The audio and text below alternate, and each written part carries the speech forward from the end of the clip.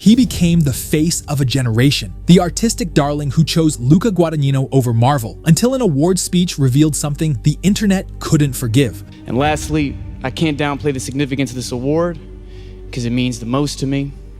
And I know we're in a subjective business, but the truth is, I'm really in pursuit of greatness. This is the story of how Timothée Chalamet went from indie cinema's chosen one to Hollywood's most polarizing figure, and how every word he's said since has made it worse. Before the backlash and the think pieces, Timothée Chalamet was exactly the kind of actor the industry liked to celebrate. When Call Me By Your Name premiered in 2017, he quickly became the face of a certain idea of the serious young actor. At 21, he seemed to represent the opposite of franchise culture, someone who talked about books, referenced Proust in interviews, and gravitated toward directors like Luca Guadagnino. Profiles leaned into that image. He was often described as the thoughtful, art house alternative to the usual blockbuster trajectory, the actor who cared more about European cinema than big studio franchises. But the story people built around him wasn't quite that simple. Years later, while promoting another film, Chalamet mentioned something that complicated the version of his career that had taken hold online. "You don't have the right body." I had an agent call me once and say, "I'm tired of getting the same feedback. We're going to stop submitting you for these bigger projects because you're not putting on weight." I was trying to put on weight, I just couldn't. My metabolism or whatever the I couldn't do it. I was knocking on one door that wouldn't open. So I went to what I thought was a more humble door, but actually ended up being explosive for me. This statement exposed an uncomfortable reality. He hadn't chosen indie cinema purely out of artistic preference. He'd been rejected from Divergent and The Maze Runner because Hollywood casting directors thought his body wasn't right for franchise films. It could have started a conversation about Hollywood's body standards and the narrow types of actors cast in blockbuster films. Instead, it mostly made people question the image they'd been shown. If the story about his artistic choices wasn't the full truth, what else about the persona people had been sold wasn't real? But the real turning point didn't come from old interviews about rejected auditions. It came from a stage in front of the entire entertainment industry. At the Screen Actors Guild Awards, after winning for his portrayal of Bob Dylan in A Complete Unknown, Chalamet delivered a speech that shattered the unspoken rules of awards season humility. It's an honor I share with Monica, Elle, Edward, the entire cast who, in a genre, doing a biopic that could be perhaps tired. Everyone gave it their all. So I'm deeply grateful to them.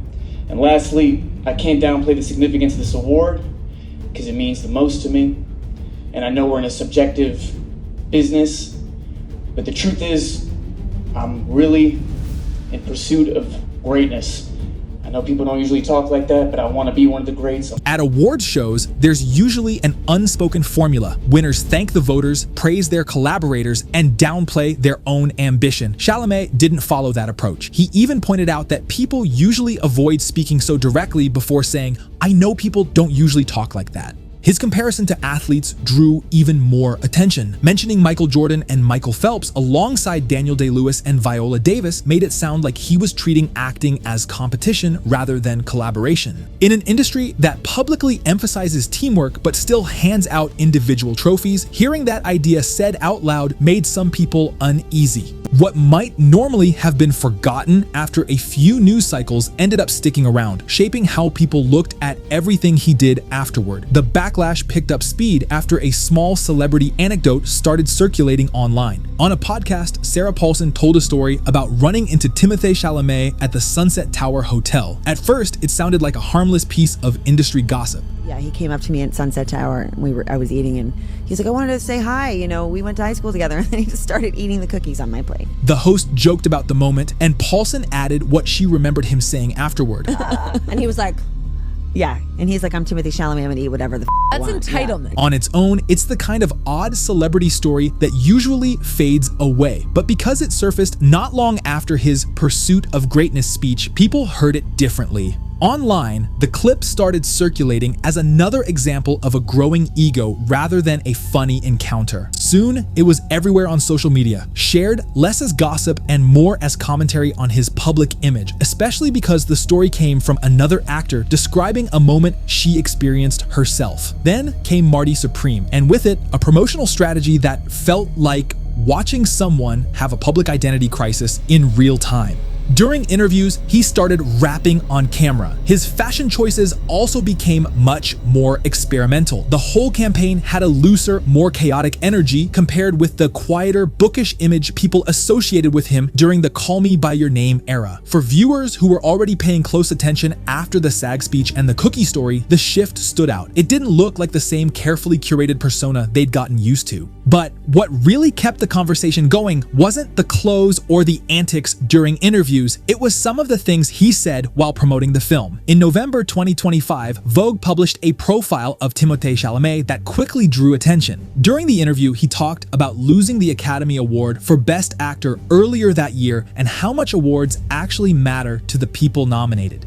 If there's 5 people at an award show and 4 people go home losing, you don't think those 4 people are at the restaurant like, man, why didn't we win? I've been around some deeply generous, no-ego actors, and maybe some of them are going, that was fun. But I know for a fact, a lot of them are going, people could call me a tryhard. They could say whatever the f***, but I'm the one actually doing it here.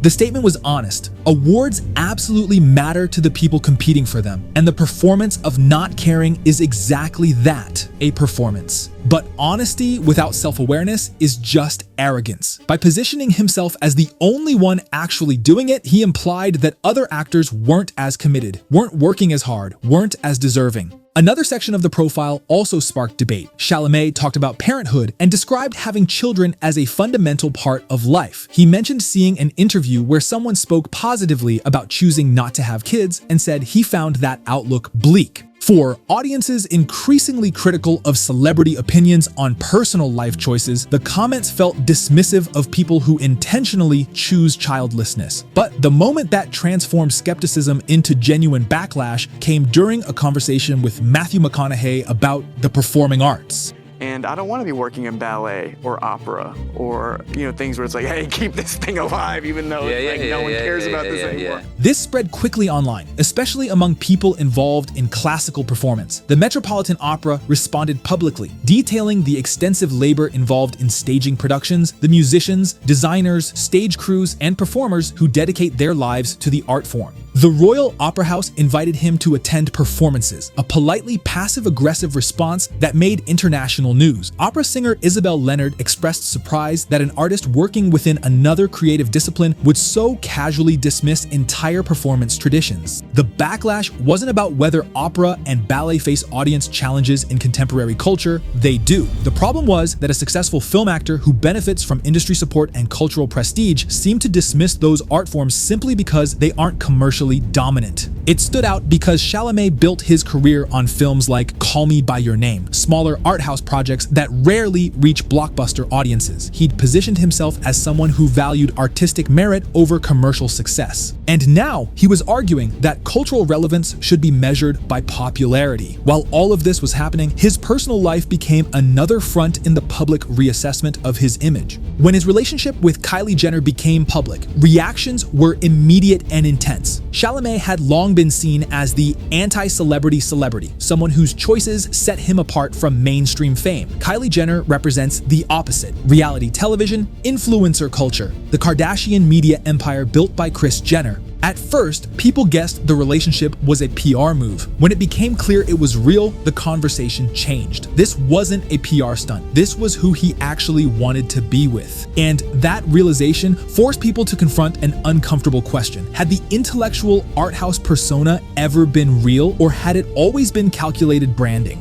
The backlash kept growing. On the 7 p.m. in Brooklyn podcast with Carmelo Anthony, Chalamet talked about interviewing Kendrick Lamar during his feud with Drake. He joked that he worried the situation could turn dangerous for him. It didn't land well. The feud was about music, not personal threats, and his comment made it clear he didn't really understand the culture he was engaging with. Another moment drew even more attention. He said that for 7 or 8 years, he believed he'd been giving top-level performances, not trying his best, not improving, but top-level. After that, everything people had noticed before clicked together. The SAG speech about pursuing greatness, the Vogue interview claiming he was the one actually doing it, the cookie story where he acted entitled. Taken together, it was a clear display of how much he thought he was above everyone else.